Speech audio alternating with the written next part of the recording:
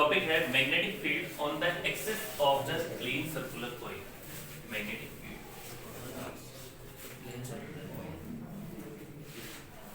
On the plane circular axis of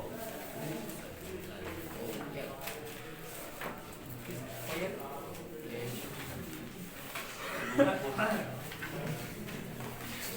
एक circular loop लिया है या कॉइल लिया, उसके सेंटर से जो एक्सिस है इसके ऊपर किसी एक्स डिस्टेंस के ऊपर आपको फाइंड करना है मैग्नेटिक फील्ड। ठीक है, अब यहां से डिस्टेंस होगी x और इसकी रेडियस है r। ठीक है, हम इस पॉइंट P के ऊपर मैग्नेटिक फील्ड फाइंड करना चाहते हैं।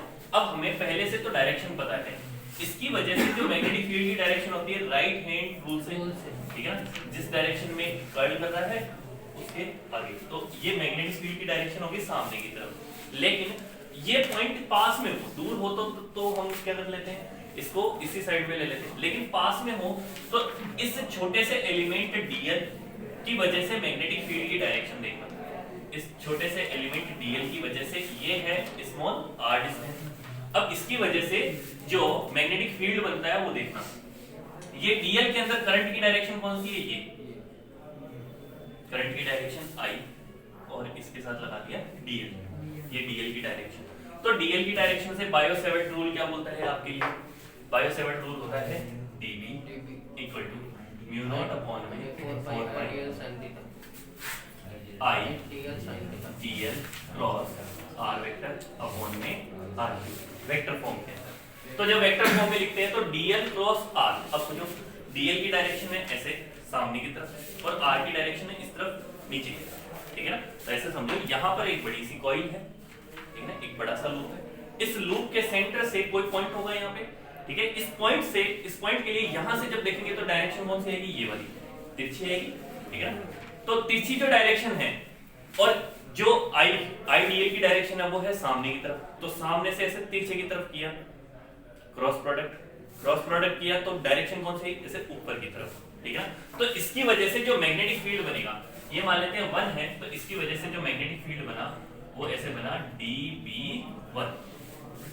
अच्छा, सेम टू सेम यहाँ पर भी ऐसा ही कोई dl एलिमेंट होगा, तो इसकी जो dl की डायरेक्शन है वो पीछे की तरफ, और यहां से भी हम ये डायरेक्शन ले लें dl, और ये डायरेक्शन होगी r की डायरेक्शन, और dl पीछे की तरफ है, ये पीछे की तरफ है, ध्यान रखना ये तीर का निशान पीछे की तरफ। तो पीछे की तरफ से लेके आपने रेडियस की तरफ r की डायरेक्शन में घुमाया तो ये डायरेक्शन आएगी नीचे इस तरफ, जैसे ये आ रही है ऊपर की तरफ वैसे ही ये डायरेक्शन आएगी आपके लिए नीचे की तरफ। ये ले लिया dB2 क्योंकि ये एलिमेंट 1 है और ये एलिमेंट 2 है।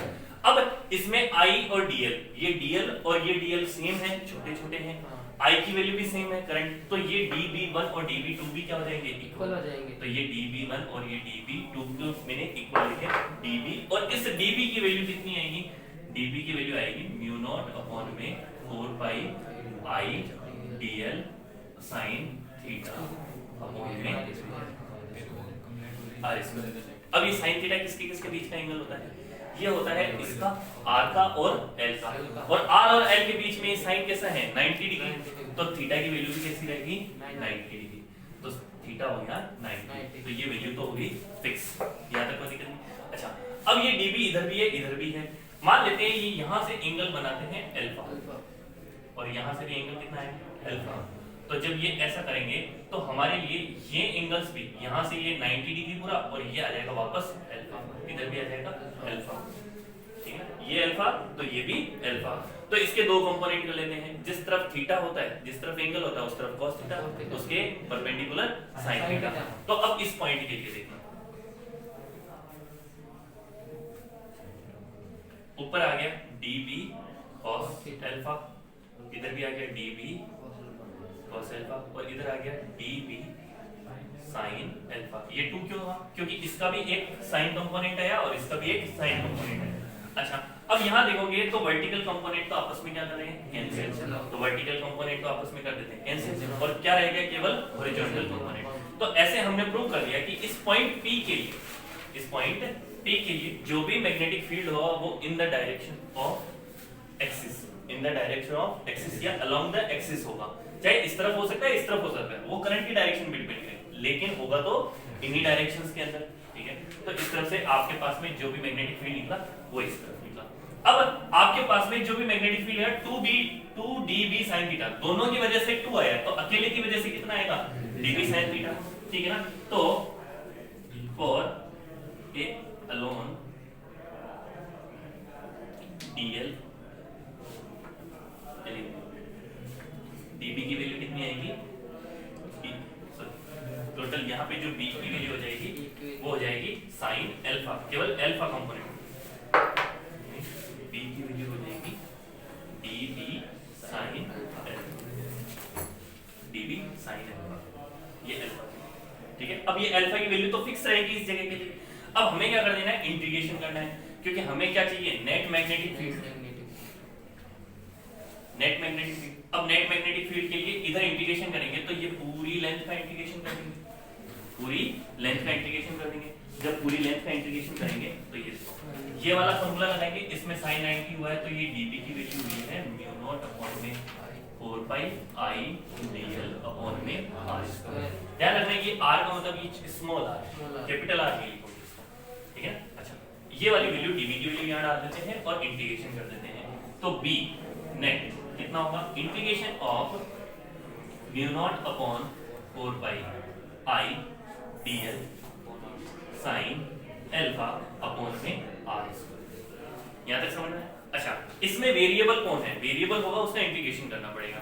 म्यू नॉट अपॉन 4 पाई कांस्टेंट है, बाहर निकाल दो, I करंट कांस्टेंट है, बाहर निकाल दो, r स्क्वायर ये वाली वैल्यू फिक्स रहेगी, जैसे ही पॉइंट फिक्स किया वैल्यू फिक्स, तो ये भी बाहर आ गया, sin अल्फा ये वैल्यू भी फिक्स, तो केवल क्या रह गया आपके लिए mu naught upon 4 pi I upon r square sin alpha, और ये रह गया केवल इंटीग्रेशन dl।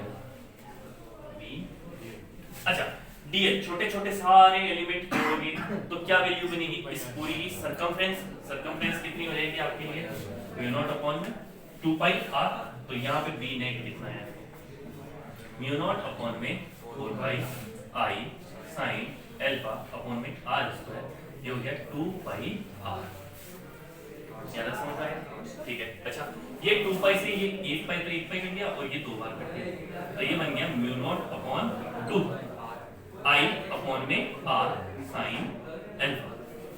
ज्यादा समझ? अच्छा, इस sin अल्फा की वैल्यू भी हो सकती है, कैसे, मुझे तो ये x डिस्टेंस दे रखी है, ठीक है ना, तो इस x डिस्टेंस से मैं क्या करूं, इस sin अल्फा की वैल्यू फाइंड करता हूं। sin अल्फा की वैल्यू क्या हो जाएगी आपके लिए, परपेंडिकुलर r अपॉन में x, हां बोल, r अपॉन में r, ये r 2 पाई r कैपिटल R के ऊपर होना चाहिए ना, नहीं, अच्छा हां सॉरी, ये भी बात ये गलती कर रहा है, 2 पाई r कैपिटल R, तो ये r कटेगा नहीं यहाँ पे, सॉरी। अच्छा, अब देखो यहाँ पे एक ट्राइंगल है, ये है अल्फा, ये है x, ये है r, और ये हो गया आपके लिए कैपिटल R। तो अगर आपको स्मॉल r की वैल्यू चाहिए तो स्मॉल r की वैल्यू क्या हो जाएगी, r square plus x square. यहाँ तक तो ठीक है। अच्छा, इसी में अगर sin अल्फा की वैल्यू चाहिए तो sin अल्फा की वैल्यू क्या होगी, r अपॉन में कैपिटल R, परपेंडिकुलर अपॉन में हाइपोटेन्यूज, कैपिटल R अपॉन में स्मॉल r। अच्छा, स्मॉल r की वैल्यू ये होती है, तो मैं इसको लिख सकता हूँ कैपिटल R अपॉन में root of r square plus x square, ठीक है। अब ये वाली वैल्यूज क्या करेंगे, इनमें पुट करेंगे, r की जगह पुट करेंगे ये वाली, तो r स्क्वायर की वैल्यू आ जाएगी और sin अल्फा की वैल्यू, और ये r ऊपर ही रहेगा, तो b नेट कितना होगा, म्यू नॉट अपॉन में 2, म्यू नॉट अपॉन में 2, ये तो अलग रह गया।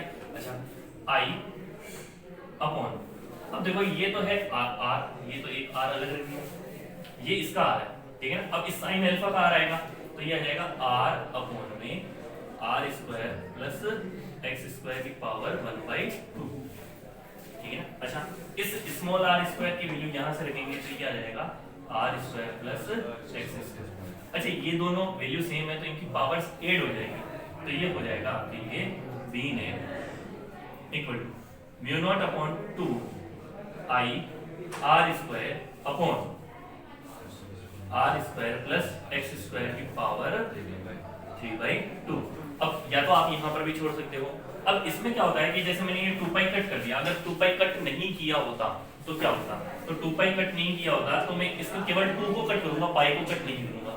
पाई को कट क्यों नहीं कर रहा हूँ, क्योंकि इस म्यू नॉट अपॉन 4 पाई की वैल्यू आपको पता होती है 10 की पावर -7, ठीक है ना। तो यहाँ पे बी नेट की वैल्यू ऐसे, मैं केवल 2 को कट करूँ, पाई को कट नहीं करूँ, तो क्या हो जाएगा म्यू नॉट अपॉन में 2 पाई, केवल 2 को कट किया, पाई को कट नहीं किया, तो म्यू नॉट अपॉन 2 पाई, ठीक है ना। ये हो गया आई, पाई रहेगा तो पाई आर स्क्वायर अपॉन में ये हो जाएगा r square plus x square की पावर 3/2, ऐसा कुछ, ठीक है। ये पाई आर स्क्वायर क्या है, इस कोइल का एरिया, इस लूप एरिया या कोइल का एरिया। तो कभी कभी आपको एरिया दे रखा हो तो आप इस वैल्यू को ऐसे भी लिख सकते हो म्यू नॉट अपॉन में 2 पाई आई, ठीक है ना। ये एरिया भी लिख सकते हो, तो एरिया ए अपॉन में r square plus x square की पावर 3/2, ठीक है ना। अब क्वेश्चन में आपको बोलेगा कि एरिया की टर्म्स में बताओ, तो एरिया की टर्म्स में बताना, बोलेगा रेडियस की टर्म्स में बताओ, तो रेडियस की टर्म्स में बता देना। अच्छा, अब एक और पूछेगा कि मान लो कि इसके अंदर कोइल हो, ये एक ही नहीं हो, ये कितने हो, n टर्न्स हो इसके अंदर, इफ नंबर ऑफ टर्न्स हो तो बी नेट में if number of turns are n turns हो तो करंट के साथ क्या हो जाएगा, n का मल्टीप्लाई हो जाएगा। तो ये वाली वैल्यू के अंदर क्या रह जाएगा, B net equal to mu naught upon में 2 pi N I pi R square, ये पाई आर स्क्वायर को हमेशा ब्रैकेट में ही चलाना, और r square plus x square की पावर 3/2, यार ठीक है, ये समझ में आ गया आपको। ये तूने पूछा था तो वो कैसे लिया आपने? कौन सा वाला, ये लिए ना, ये पॉइंट ले रहे के ना अल्फा, हाँ ये अल्फा का ये वैल्यू अल्फा कैसे है, नहीं ये डीबी कैसे लिए तो डीबी कैसे लिए, ये समझा था ना अभी वो डायरेक्शन से, ठीक है ना। डीएल क्रॉस आर, डीबी की डायरेक्शन क्या होती है, डीएल क्रॉस आर, डीएल की तरह इधर आगे और ये इधर, 2 टाइम देना है।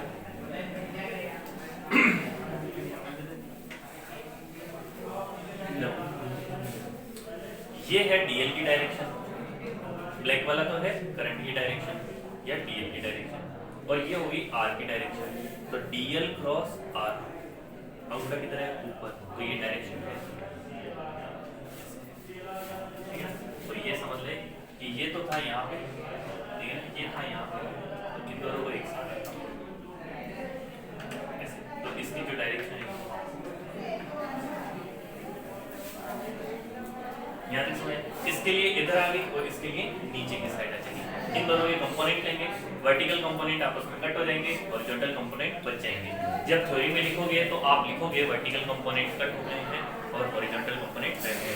हिंदी में लिखेगा ऊर्ध्वाधर घटक तो निरस्त हो गए आपस में और केवल क्या बच गया है, क्षैतिज घटक। हाँ, अल्फा कैसे लिए दोनों? अच्छा ये वाला अल्फा इससे कैसे है, चलो ठीक है। अच्छा ये वाला एंगल कितना है, 90, तो ये एंगल अल्फा है, तो ये वाला एंगल, यहाँ वाला एंगल कितना हुआ, 90 माइनस अल्फा।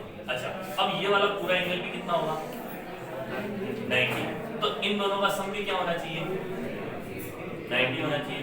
तो इन दोनों का सम आपको ये पहले से पता नहीं था, मान लो थीटा था, ठीक है ना, तो 90 minus alpha plus theta equal to 90, 90 से 90 में क्या, थीटा इक्वल टू,